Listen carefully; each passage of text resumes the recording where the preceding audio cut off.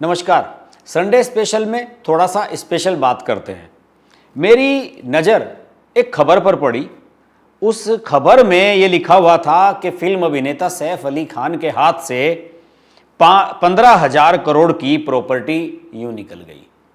इस खबर ने मुझे चौंका दिया कि सैफ अली खान के पास 15,000 करोड़ की प्रॉपर्टी आई कहाँ से और ये कैसे निकल गई। और जब मैंने इस खबर का एनालिसिस करने के लिए तह में जाने की कोशिश की तो एक लंबी चौड़ी कानूनी प्रक्रिया मेरे सामने आ गई। सरकार के नियम, कानून, संशोधन, अधिनियम, फलाना ढिमकाना, इतना सारा लंबा चौड़ा एक चिट्ठा मेरे सामने आ गया कि उसे मुझे समझने में भी घंटों लग गए। लेकिन फिर भी मैं कोशिश कर रहा हूं कि इस मामले के परिप्रेक्ष्य में, इस मामले का एक उदाहरण देते हुए आपको यह समझाया जाए कि इस देश में आज तक हो क्या रहा था, अभी भी क्या हो रहा है और क्या करने की कोशिश की जा रही है। आपको पता ही है कि वक्फ अधिनियम आया है, जो संशोधन किया गया है वक्फ संपत्ति के अधिनियम में, उसका देश भर में खासतौर से मुसलमानों में कितना विरोध हो रहा है। विपक्ष ने तो उसे मुद्दा ही बना लिया है। हल्ला मचाया जा रहा है कि मुसलमानों की संपत्ति हड़पी जा रही है, ये किया जा रहा है, वो किया जा रहा है। लेकिन ये जो सैफ अली खान का एक मामला है ना, इसके माध्यम से आपको बताने की कोशिश करूंगा कि इस देश में अब तक हो क्या रहा था।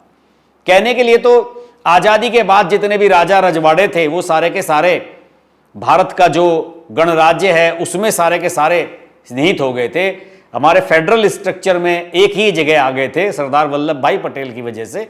लेकिन उसके बावजूद भी कितने ऐसे लोग हैं जिनकी इतनी प्रॉपर्टी है कि शायद वो जानते भी नहीं, उसका हिसाब किताब भी उनके पास नहीं है, लेकिन उसके बावजूद भी वो उस प्रॉपर्टी पर काबिज बने हुए थे और उनसे आर्थिक लाभ उठा रहे थे। सैफ अली खान वाले मामले के बारे में मैं आपको बताता हूं। यह मामला शत्रु संपत्ति का है। शत्रु संपत्ति का सीधा सा लॉजिक यह होता है कि साहब, अगर आप भारत छोड़कर किसी हमारे शत्रु देश में चले गए तो आपकी सारी संपत्ति जो है वो भारत सरकार की हो जाएगी या हमारे देश की हो जाएगी, आपको उसका कुछ नहीं मिलेगा। शत्रु की परिभाषा भी अलग है। शत्रु की परिभाषा में सबसे ज्यादा तो लोग आते हैं पाकिस्तान जाने वाले और उसके बाद चाइना वाले। चाइना का मुझे पता नहीं कि चाइना में कितने लोग यहां से गए हैं और बड़े लोग चाइना में कोई गया है भी नहीं। लेकिन यहां आजादी के बाद 1947 में जब बंटवारा हुआ तो हजारों लाखों की संख्या में यहां से मुसलमान पाकिस्तान गए थे इस उम्मीद में कि पाकिस्तान जो है वो इस्लाम का कंट्री होगा और इस्लाम के नाम पर बना है, मजहब के नाम पर बना है, तो वहां रहना ठीक रहेगा। हिंदुस्तान में क्या रखा है। और आज देखिए, सब मजा हिंदुस्तान में ही है। पाकिस्तान बर्बादी के कगार पर पहुंच चुका है। धर्म के नाम पर बना दुनिया का पहला स्टेट है पाकिस्तान, और उसका क्या हाल है इसे बताने की आवश्यकता नहीं है। दरअसल मामला क्या है, सैफ अली खान की एक परदादी थी जिसे ग्रेट ग्रैंड मदर कहते हैं, आबिदा सुल्तान। यह थी नवाब हमीदुल्ला की सबसे बड़ी बेटी। इनकी जितनी भी प्रॉपर्टी थी वो भारत और पाकिस्तान विभाजन के समय इंडिया में ही रह गई। ये चली गई उस समय पाकिस्तान। मुझे नहीं पता कि ये क्यों गई थी, इनकी शादी हुई थी वहां, क्या हुई थी, और मुझे नहीं पता कैसे हुई, लेकिन ये पाकिस्तान चली गई। किसी भी रीजन से उसके पीछे रही हो। और पाकिस्तान जाने के बाद इन्होंने अपनी भारत की जो नागरिकता है वो भी विड्रॉ कर ली कि साहब मैं तो पाकिस्तान की हूं। और जब आपने विड्रॉ कर ली तो जो आपकी यहां की प्रॉपर्टी है वो आपके कस्टोडियंस के पास चली जाती है, या अगर आपने किसी को वारिस बनाया है, कस्टोडियन बनाया है, उसके पास चली जाती है। इसके लिए भी एक कानून है, custodian of enemy property for India. इसमें भी भारत सरकार ने प्रावधान रखा था कि अगर कोई पाकिस्तान गया है तो वो अपनी जो संपत्ति है वो CEPI के तहत किसी को सौंप सकता है। और ये प्रॉपर्टी जो है मंसूर अली खान पटौदी, उनका परिवार, सैफ अली खान उनकी बेटा, शर्मिला टैगोर उनकी पत्नी, उनकी 2 बेटियां, इन सब के नाम थी। वर्तमान में 4 लोग इसके दावेदार थे, शर्मिला टैगोर, सैफ अली खान और उनकी दोनों बहनें सबा और सोहा। इन सब के नाम ये प्रॉपर्टी थी। अब इसमें एक पेच आता है दोस्तों कि जो नवाब हमीदुल्ला थे, आबिदा सुल्तान के पिता, उनके भी कुछ परिजन थे और चाचा भतीजे, ये सब, उन सब लोगों ने कहा कि यार ये सारी प्रॉपर्टी का मजा सैफ अली खान ही ले रहा है, हमें भी इसमें हिस्सा मिलना चाहिए। हालांकि ये सरकार ने शत्रु संपत्ति डिक्लेयर की हुई थी, लेकिन फिर भी संविधान में और कानून में कुछ ऐसी चीजें थी जिसके तहत ये प्रॉपर्टी अभी तक सैफ अली खान के पास बनी हुई थी। तो उन परिजनों ने सोचा कि इसमें मुकदमेबाजी करते हैं और कुछ माल सैफ अली खान से हथियाया ले या फिर कानून के तहत जो है सरकार से पैसा मिले या फिर इसका कुछ मुआवजा हमें मिले, कुछ ना कुछ मिले। इससे पहले क्या था कि जो छोटी छोटी अदालतें थी, जो जिला अदालतें होती थी, डिस्ट्रिक्ट कोर्ट्स होती थी, सेशन कोर्ट होती थी, वो भी इन मामलों को सुना करती थी। लेकिन 2017 में मोदी जी ने एक ऐसा संशोधन किया कि उसके बाद सारी कहानी पलट गई। वहीं पर मैं आ रहा हूं। सवाल यह है कि अब तक ये सारी संपत्ति सीईपीआई के तहत सैफ के परिवार की थी, तो फिर अचानक शत्रु संपत्ति कैसे बन गई? शत्रु संपत्ति ऐसे बन गई कि सरकार ने बदलाव किए। वैसे तो 1968 का एक कानून था जिसके तहत सारी संपत्ति कस्टोडियन को, उसके वारिस को मिल जाती थी और उसी तरीके से वो मिली हुई थी। लेकिन इसमें 2-3 अमेंडमेंट्स किए गए, 1971 में भी किया गया और उसमें यह सब रहा कि साहब कुछ में था कि कुछ कस्टोडियन के पास रह सकती है, कुछ में था कि कस्टोडियन के पास नहीं भी रह सकती। अलग अलग केसेस में अलग अलग चीजें थी। मैं इसे समझाने में जाऊंगा तो आप कंफ्यूज हो जाएंगे। मैं मेन मुद्दे पर आना चाहता हूं। तो इस तरीके से यह प्रॉपर्टी इनके पास बनी हुई थी और पिछले 25 साल से नवाब हमीदुल्लाह के परिजनों ने और सैफ अली खान के बीच में यह मामला चल रहा था, जबकि भारत सरकार के मुताबिक यह शत्रु संपत्ति थी। इसे ना बेचा जा सकता था और ना ही किसी को ट्रांसफर किया जा सकता था। यह सारा मामला लगातार चलता रहा। नीचे की एक अदालत थी, उसने 2004 या 5 में शायद इस पूरे मामले में सैफ अली खान और उनके समर्थन में यह फैसला दे दिया। लेकिन 2017 में जब मोदी जी 2014 में आए तो उसके बाद मोदी सरकार ने शत्रु संपत्ति अधिनियम में संशोधन किया और इसमें यह कहा कि इस प्रकार की संपत्ति अब वारिसों या कस्टोडियन को नहीं मिलेगी बल्कि सीधे सरकार के कब्जे में आ जाएगी। और यह संशोधन में एक बड़ा बदलाव किया। पता नहीं कितनी सारे जमीनों के विवाद चल रहे थे, उनको फिनिश कर दिया मिनट भर में ही। इसमें यह भी था कि अब शत्रु संपत्ति का कोई भी मामला सुना जाएगा तो वो सीधे हाई कोर्ट में सुना जाएगा, निचली अदालतों में नहीं जाएगा, क्योंकि निचली अदालतों में सब लोग सेटिंग कर लेते हैं, अपने समर्थन में फैसले करा लेते हैं। तो अब ये हो गया 2017 के बाद ये हाई कोर्ट में जाएगा और इसी में भोपाल हाई कोर्ट ने यह फैसला दिया है कि यह संपत्ति अब शत्रु संपत्ति है, ना सैफ अली खान को मिलेगी ना नवाब हमीदुल्लाह को मिलेगी। अब आप समझ सकते हैं कि कितना बड़ा बदलाव आया। अब ये प्रॉपर्टी, आप सोच रहे होंगे कि सरकार इन प्रॉपर्टीज का क्या करती है।